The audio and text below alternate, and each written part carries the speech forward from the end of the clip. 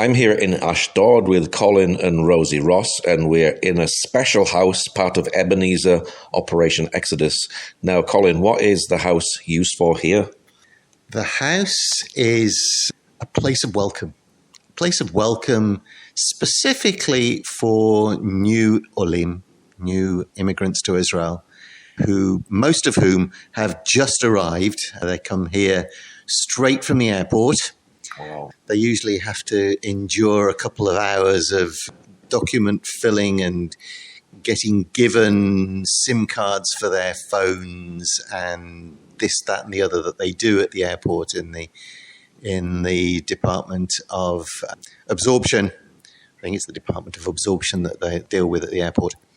And then they get put in a taxi, and it takes about, well, it depends on the time of day, but it takes about 40 minutes.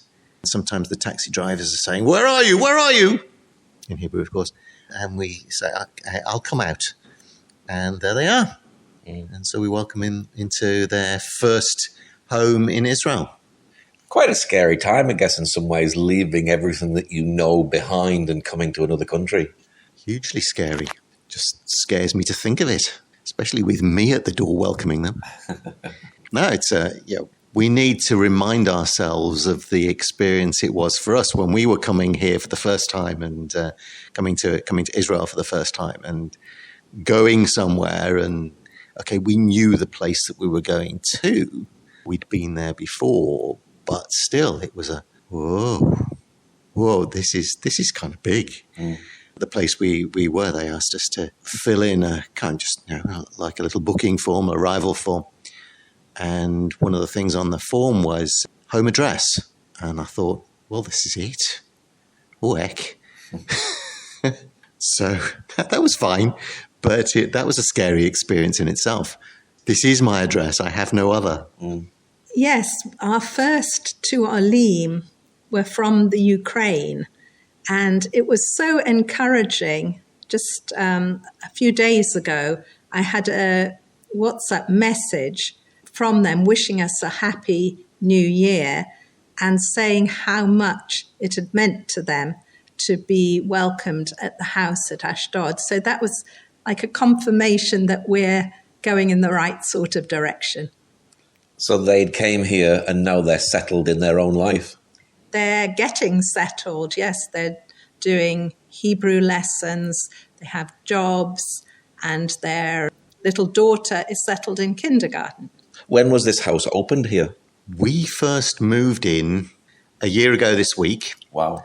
On the 1st of October. And we opened for New Olim on the 1st of January. So we've been open 9 months. Wow. And how long do new immigrants stay here for? Typically, we give them 3 weeks. Apparently, according to the Jewish Agency, if you agree for longer than 3 weeks, they tend to like it so much that they don't want to leave. So giving them 3 weeks, we will extend it if they've signed a contract or they're struggling because it's now the holiday season, as it is here, and they're finding it difficult to find the next address to move on to. If we have the possibility to extend it, we will. But essentially 3 weeks. Mm. So do new immigrants need a lot of support when they come here? Many of them have support networks. Family nearby, family in the land, other friends who've made Aliyah, each other, if they come as a family. Some need more support than others, particularly single people and people who don't speak Hebrew or Russian. We're in Ashdod. Apparently 2/3 of the population of Ashdod speaks Russian. Mm. So that's helpful for most of the Olim, because most of the Olim come from Russia. But the few exceptions, we had a lady from the Netherlands, and it was a struggle for her, because when she didn't speak Russian and she didn't speak Hebrew, she spoke to them. I mean, she's from the Netherlands. She probably speaks 4 or 5 languages already, but none of them include Russian or Hebrew. So in those cases, more support's needed, yeah. And we offer what support we can.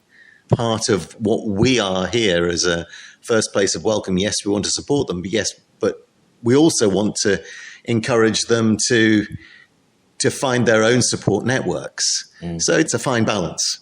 I imagine there's a lot of different organizations that are here ready to support New Olim coming into the land. Yes, most of them Hebrew and Russian speaking. This is where the difficulty can arise for people who, and will arise for anyone in a new situation. There are support networks, and part of that mysterious 2 hours at the airport is, I would anticipate, making them appointments at the Department of Immigration and so on, and putting them in touch with those support networks that can help them. But there's still a lot that's needed. It's as we've said, it's a scary situation. And if we can offer them anything, I mean, it's a welcome, it's a cup of tea, and we've made a big thing. We've made a thing of having tea some days in the afternoon where people are invited. A good English. That sounds very, very, very British. Solution to every problem, as the British know. And the Russians are pretty hot on tea as well. Usually they don't put milk in it, so we have to be careful that we don't put milk in first, because then you have to try again and give them lemon or something else. We try to be the welcome and support that we can. We don't have all the answers, but hopefully we can point them in the kinds of directions that are going to give them the answers they need. When was Ebenezer Operation Exodus actually started? Ebenezer was founded in the wake of a prayer conference in 1991 in Jerusalem, where there was a lot of prayer going on, particularly in the light of the fact that the first Gulf War was going on at the same time, and some of the sessions were spent wearing gas masks in sealed rooms.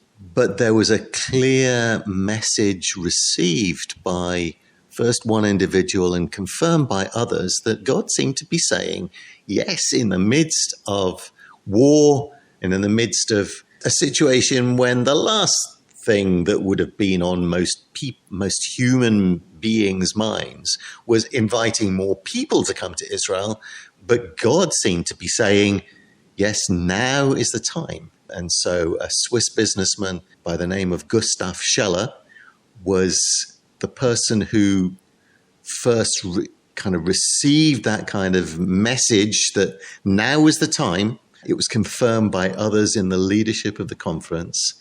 And he started finding ways of chartering planes and ships. He had no money. The organization had no money, but they believed God was calling, and God supplied the money to charter planes and ships to help the Jewish people come home. And so over the period of 10 or 12 years following that, hundreds of thousands, something in the region of 100,000 Jewish people were helped by Ebenezer to come back to Israel.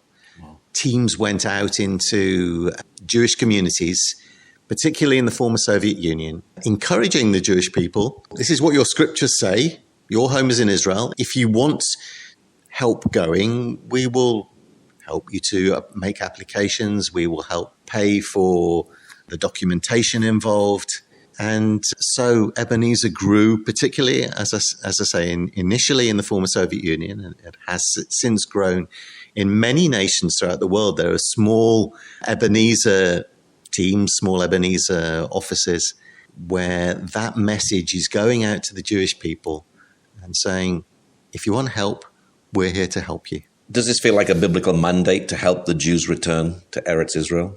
Absolutely. Absolutely. The Bible seems to be very clear that God is going to gather his people in the land, all the people, leaving none behind, and he's going to plant them in the land, never again to be uprooted. The scriptures are throughout the prophets in particular, though there are references elsewhere, to the return and the regathering of the people in the land of Israel.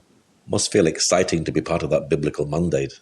Most of the time, I get up in the morning and, sorry to say, I don't have this sort of sense of, wow, who can I help to come home today? But, at the same time, we have the privilege in this house here of looking out over Ashdod port. And it's not infrequent that I look out over the port and over the horizon and the sea beyond and think, I wonder if there are any small boats, any large boats, any boats full of Olim coming home right now. And so far, I haven't seen any. But we're looking, and we have the privilege of being able to look out and anticipate what the Lord will do, even in Ashdod port itself, which is basically a container freight port rather than having a passenger terminal. But yes, waiting for the phone call that tells me that the latest family of Olim are at the airport, they've landed, or that they're now in a taxi and they're on their way here. Most of those seem to be late at night. So there have been quite a few evenings where sort of 11 is the sort of anticipated time of arrival. And sometimes they've arrived after that because the process at the airport has taken longer. It's taken longer for the taxi driver to find us. We are hugely privileged to be involved and part of what God is doing. Colin talked about the port. During the 12-day war with Iran, we were driving past the port and we saw quite a large number of Israelis who had been on ships with all their cases, getting ready, getting into cars, getting into taxis, some going on buses. And they had opened the port to passengers. Normally, it's, as Colin said, it's not a passenger terminal there. But we have a sense that in the future, Ashdod port itself will become an entry point for many Olim coming into Israel. So we're excited to anticipate that. And as Colin mentioned, those ships, the ships of Tarshish coming to this land. So strategically placed? Absolutely, absolutely. And we also have the Haifa house up in Haifa, which has been going for much longer. And that's not far from Haifa port. Mm. And the kettle is always ready to be turned on. That sounds good. So I imagine when new immigrants come, there's a time to learn a new language, find employment, find a house, settle your kids into school. It can be quite a scary time, can't it? And this is giving them time to be able to develop and do all that. This gives them a little time. They need, first of all, to find their next address. And those other requirements, yes, I'm not quite sure that after 25 years, I'm entirely settled in the land. But it takes time for those things to be completed. Learning the language, I certainly haven't done that thoroughly. There's plenty more Hebrew that I could be learning. But yes, huge challenges. And if we can just be a place of encouragement and alerting some of these new Olim to the fact that they don't actually have to accomplish everything by the end of the first weekend. And they can take time, and it will take time. But the rewards are there. The rewards of walking in God's promises will always be there. Just want to share a little bit of the story of one of our more recent Olim from Russia. She was an art teacher in Russia, and she wants, obviously, to be able to teach art here. Now, that's not totally straightforward, as you can imagine. And also, she wanted to find a pleasant apartment to live in. Well, she looked at a lot of apartments at the price range she had planned, and she wasn't happy. Some of them really were not in a good condition, and certainly they didn't suit her expectations. So she has now returned to Russia to save up money for an apartment that she can afford. This, I'm sure is not unusual. We've had a lot of Russian Olim who've gone back and are planning to come again, but it's not straightforward. We had a wonderful experience, though, with this lady, because she actually did an art masterclass for us here in the house. And we had a tremendous time with her. And we have promised that when she returns, that she will be able to do some art classes in the house and start to build up her art teaching business. She also said it was the best time in her life that she'd been at the house. So that's a wonderful testimony of God's goodness. She's also a keen volleyball player, and the closeness to the beach and the opportunity to join a kind of community of volleyball players was a great blessing for her. Now, you left your country of England to come here. Was it easy for you to make Aliyah? It's never easy. Rosie is not Jewish. She had a sense of calling to come to Israel a long time before I did, and was ready. And I was willing to come, but I didn't have any clarity that this was where God was calling me or us to be. Eventually, I got the message. And when I got the message, it became obvious to us in the circumstance of life that we were at the time that we needed to come soon. And by that stage, it had become easier. I had a clear sense that God was calling me. Rosie has had that sense for something like 10 years already. And so we came with our 2 little boys and made Aliyah, settled in Israel, and have been here since. But no, it's not easy. And for these Russian olim who go back with the intention of coming again, maybe with a definite plan, maybe with a vague plan, maybe it's a sense of, well, if the going gets tough in Russia, then we've got somewhere we can go. But Israel is here. It's not easy making Aliyah, but when God calls, he opens doors, he provides. We've had many, many senses of God's provision over the years that we've been here in Israel. God has been very gracious to us, very generous to us, very patient with us. And yeah, we're still here.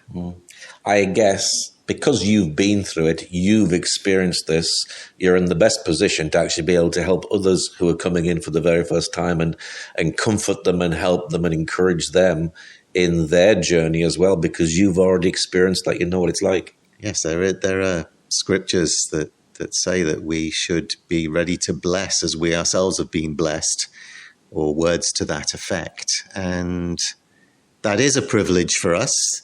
That is a responsibility for us, and a responsibility that we are privileged to carry.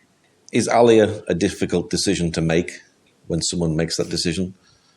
Moving to a new land, a new culture, a new language, new customs, new weather is always a difficult decision to make, I think. Yeah. I think for all those who come, though, there is some sort of connection with their Jewish heritage, however small, because that's the reason that they're going to be allowed in by the state of Israel. And so I think that can grow and develop as they spend time in the land. And hopefully also we can encourage that here in the house. For example, we've had evenings where we will sing Israeli songs, and we celebrate the festivals here in the house. So, for example, we're going to have a sukkah put up in our backyard garden for the festival of the Feast of Tabernacles coming up very soon. Do you think more and more Jews will be making Aliyah with the current climate that is there in Europe at the moment? Are you expecting a bigger influx? Yeah, I'm looking out over the sea pretty much every day, and wondering, are they coming yet? Are they coming yet? I'm sure that they are coming. The scriptures are clear that none will be left behind. That's a very big statement. Don't know exactly what it means, but yes, it's getting hotter, it's getting tougher for the Jewish people wherever they are in the world. And more they are feeling it, they are seeing it and taking appropriate action. And increasingly, there aren't other refuges for them. Increasingly, it's becoming plain that whereas perhaps in the past, Melbourne, Australia, or Los Angeles were safe havens and looked maybe more attractive to the Jews of the Soviet Union or Russia, Ukraine, than Israel did. Now those comparisons are disappearing, really, I think. And it's becoming clear with both particularly with the measure of communication and availability of information in the world, that everybody, Jewish communities pretty much everywhere, are feeling it. Mm. Yes, I think many Christians have had a burden to prepare for a time when Jewish people would no longer be safe in their home countries, to prepare in prayer, but also to prepare practically. People have been told by God to prepare their home, to hide Jews. And so I think there has been a big element of preparation going on for what will come. What is your prayer today for Aliyah? Prepare us, Lord, and move them. Help them to dislodge from their home communities before it's too late, before it's too difficult to travel, before travel highways get closed for whatever reason. I think it's that we here in Israel will be ready to welcome the Jewish people with open arms, and that, not just Ebenezer, but the Jewish people in general will have that real desire to look after the new immigrants and help them, and not have any sort of expectation that just let them stand on their own 2 feet, but really welcome them and help them, show them the ropes. Well, Colin and Rosie, thank you very much for sharing today. Thank you, Paul. It's a privilege to be able to share these things. And it's been telling something of our story, because we've known you for many years of that walk. It's special to be able to share it in this kind of context and have other people joining in with our history and with where the Lord is working in Israel now.